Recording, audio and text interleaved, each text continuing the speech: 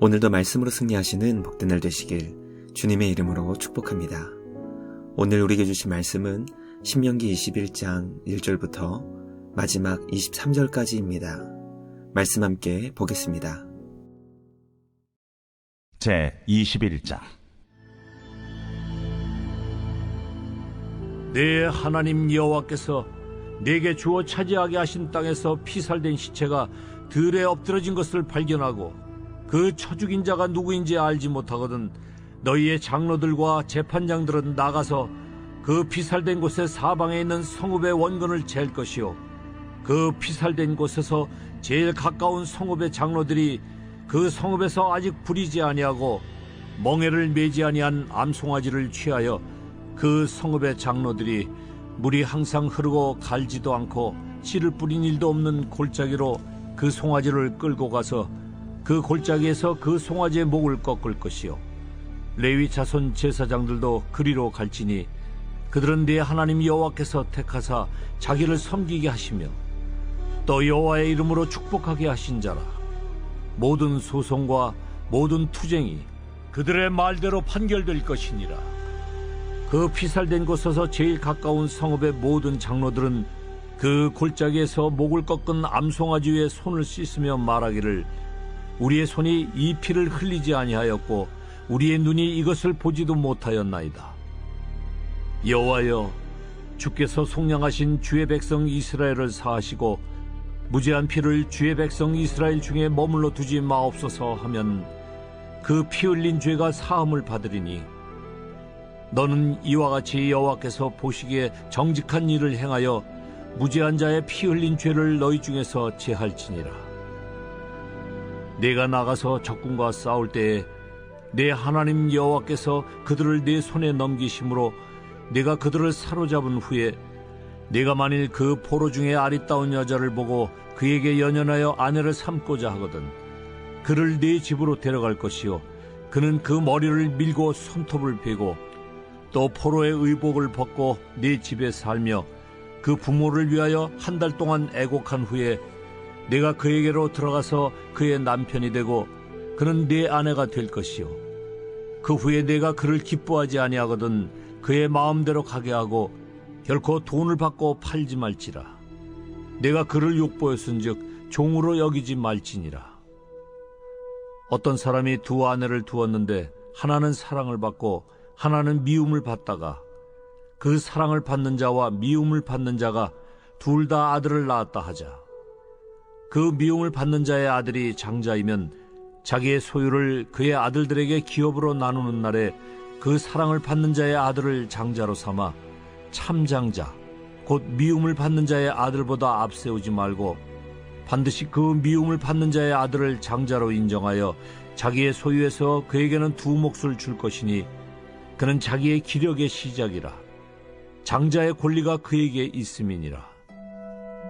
사람에게 완악하고 패역한 아들이 있어 그의 아버지의 말이나 그의 어머니의 말을 순종하지 아니하고 부모가 징계하여도 순종하지 아니하거든 그의 부모가 그를 끌고 성문에 이르러 그 성읍 장로들에게 나아가서 그 성읍 장로들에게 말하기를, 우리의 이 자식은 완악하고 패역하여 우리 말을 듣지 아니하고 방탕하며 술에 잠긴 자라 하면 그 성읍의 모든 사람들이 그를 돌로 쳐 죽일지니 이같이 내가 너희 중에서 악을 제하라.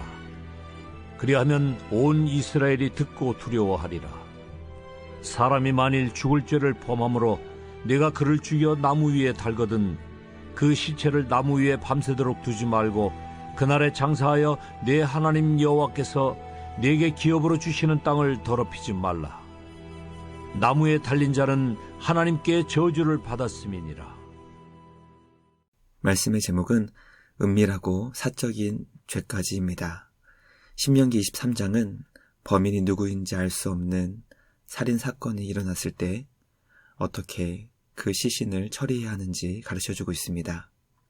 이어지는 말씀은 여자 포로를 어떻게 아내로 맞이할 수 있는지, 누가 가정에서 장자가 될 수 있는지, 부모의 말을 듣지 않는 완악하고 패역한 아들은 어떻게 해야 하는지, 마지막으로 사형에 해당하여 나무에 달아 죽였을 때 그 시신을 어떻게 처리해야 하는지 가르쳐주고 있습니다. 오늘 우리에게 주신 말씀을 통해 모든 생명의 주인 되시는 하나님께서는 은밀하게 발생한 죄에 대해 결코 넘어가지 않으시며 지극히 사적으로 생각할 수 있는 영역도 말씀에 따라 공적으로 공의롭게 처리해야 한다는 것을 깨닫게 됩니다. 하나님 나라의 백성은 결코 개인으로 존재하는 것이 아니라 믿음의 공동체에 속한 자로 하나님께서 기뻐하시는 거룩한 나라를 세워야 한다는 것을 깨닫게 됩니다. 하나님께서 기뻐하시는 거룩한 나라는 나 하나쯤이야 라고 생각하며 자신의 행동에 예외를 두는 것이 아니라 나 하나라도 말씀을 철저히 지키고 순종해야 한다는 정신을 가지고 살아야 한다는 것을 기억해야 합니다. 날마다 주님의 말씀을 따라 기쁨으로 순종하며 살아갈 수 있는 우리 모두가 되길 주님의 이름으로 간절히 기도합니다. 첫째, 하나님은 누군가 억울하게 죽는 일이 발생하지 않도록 가까운 성읍이 지키게 하셨습니다. 하나님은 죽인 자를 알지 못하는 자의 시신을 발견했을 때 어떻게 처리해야 하는지 가르쳐 주셨습니다. 피살된 시체는 히브리어 할랄에 대한 번역으로 칼이나 창과 같은 무기로 인해 죽은 것을 의미합니다. 누가 그리고 왜 무기를 가지고 사람을 은밀하게 죽였는지 알지 못하지만 하나님은 주님의 백성이 누군가에 의해 살해당한 것을 결코 가볍게 넘기지 않으셨습니다. 먼저 장로와 재판장이 나가서 시신이 있는 곳을 기준으로 가장 가까운 성읍을 찾아 그곳에서 아직 아무 일도 하지 않은 어린 암송아지를 취하게 하셨습니다. 그 송아지를 사람의 손길이 닿지 않는 갈지도 않고 씨를 뿌린 일도 없는 골짜기로 끌고 가서 목을 꺾게 하셨습니다. 이어지는 말씀은 레위 자손의 제사장들이 그 골짜기에 참여해야 한다는 것과 피살된 곳에서 가장 가까운 곳에 있는 성읍의 모든 장로들이 죽은 송아지 위에서 손을 씻으며 이 살인의 죄에 대해 자신이 무관하다는 것을 입증하게 하셨습니다. 하나님은 죽인 자를 알지 못하는 자의 시신이 발견되었을 때 가축 가운데 가장 값지고 소중한 암송아지를 잡게 하시는 비싼 대가를 지불하게 하시는 것을 통해 모든 성읍은 생명이 죽는 것을 결코 가벼운 문제로 여기지 않게 하셨습니다. 그러므로 성읍은 치안에 더욱 힘을 쓸 수밖에 없게 만드신 것입니다.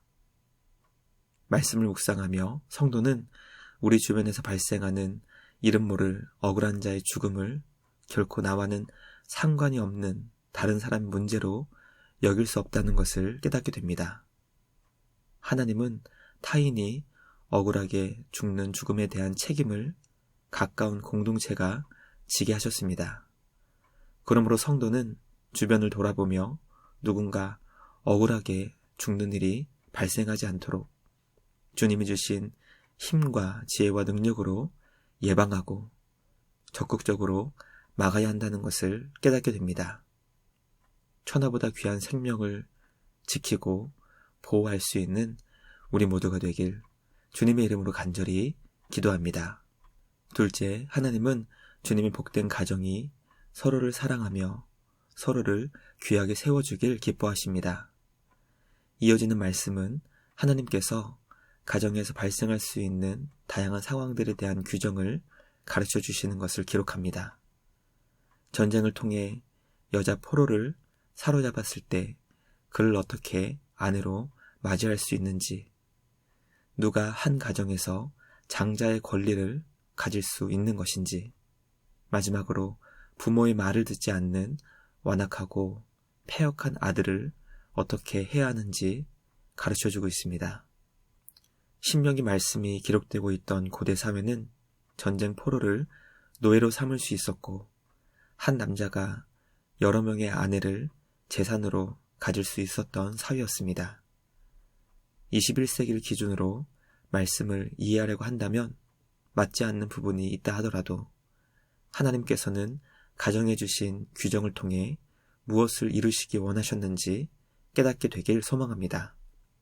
하나님은 전쟁 포로 가운데 아름다운 여자를 발견했을 때 그녀를 사랑한 자가 어떻게 그녀를 아내로 삼을 수 있는지 가르쳐 주십니다. 가장 먼저 남자가 포로된 여자를 연연하여 열정적으로 사랑해야 한다는 것을 요구합니다. 그리고 그녀를 집에 데려가서 머리를 밀게 했습니다. 머리를 민다는 것은 그녀가 아름답게 보이도록 만들어준 머리를 밀어도 그녀를 여전히 아름답게 보며 사랑하여 아내로 삼고 싶은지 확인하게 했던 것 같습니다.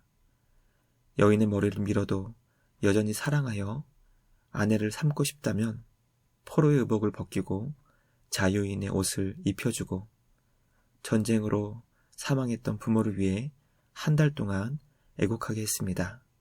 그리고 그 후에 혼인할 수 있게 하신 것입니다. 우리는 이 과정을 통해 여인을 사랑하는 마음을 다시 한 번 더 확인하게 해주며 동시에 여자 포로가 노예의 신분에서 자유인의 신분으로 회복될 수 있도록 배려하신 우리 주님의 마음을 깨닫게 됩니다.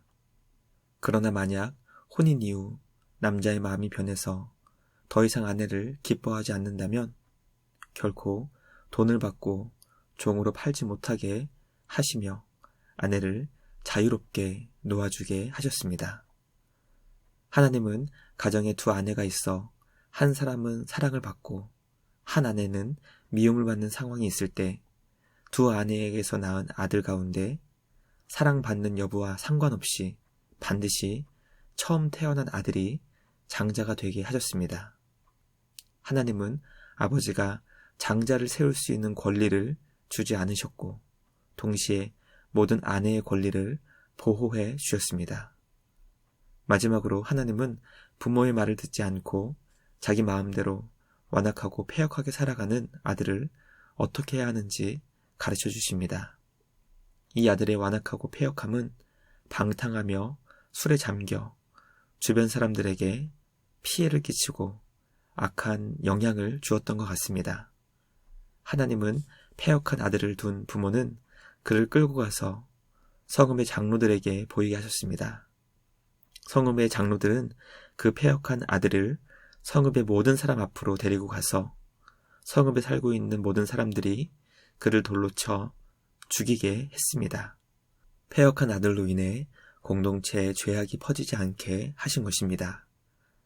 말씀을 묵상하며 하나님께서는 아내를 맞이하는 방법과 누구를 장자로 삼을 것인지 그리고 패역한 아들을 어떻게 해야 하는지 하나하나 세세하게 지침을 주시는 것을 통해 지극히 개인적이라고 생각할 수 있는 일까지도 모두 하나님의 뜻을 따라 주님의 통치 원리 안에서 이루어져야 한다는 것을 가르쳐 주셨습니다. 하나님은 어떤 사람도 함부로 취급을 받지 못하게 하셨고 어떤 사람도 타인을 함부로 대우하지 못하게 하셨습니다. 하나님 나라를 사는 백성의 가장 중요한 특징은 바로 상호 존중입니다. 우리를 섬기시기 위해 하늘보좌를 버리시고 이 땅에 오신 예수님은 우리를 섬기시기 위해 오신 하나님이셨습니다. 우리 구주 예수님의 마음으로 주님 안에서 서로 존중하며 서로를 세워주는 복된 믿음의 가정이 될 수 있기를 주님의 이름으로 간절히 기도합니다. 마지막 셋째, 하나님은 사형수의 시신을 어떻게 처리해야 하는지 가르쳐 주셨습니다.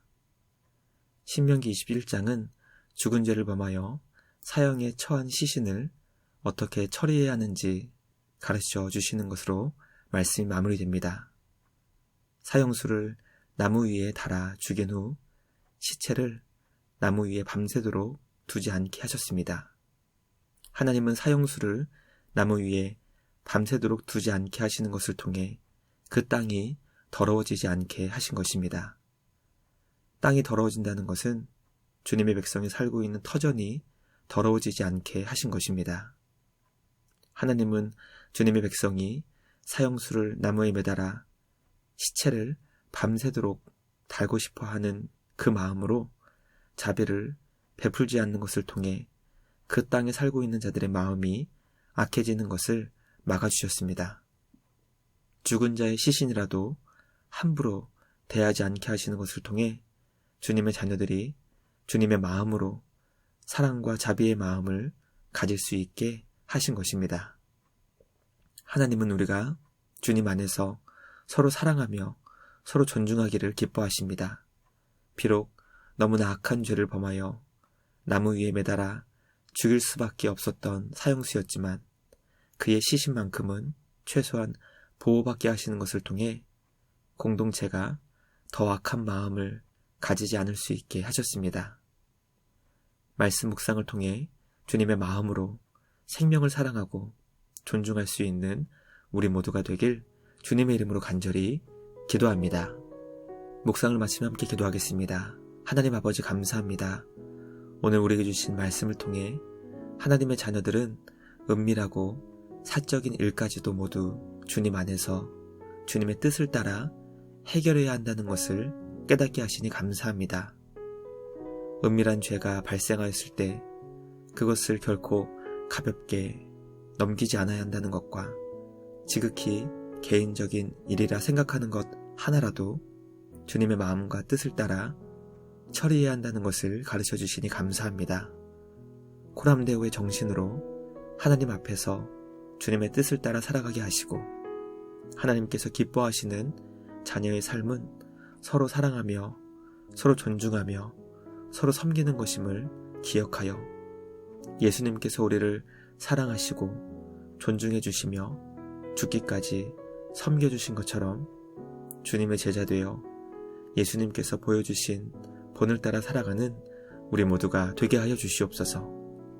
언제나 우리를 말씀의 사람으로 변화시켜 주시는 우리 주님께 감사와 찬양을 드리며 우리를 구원하신 예수님의 이름으로 기도드리옵나이다.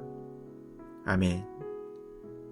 오늘도 주님과 함께 말씀으로 승리하시는 복된 날 되시길 주님의 이름으로 축복합니다.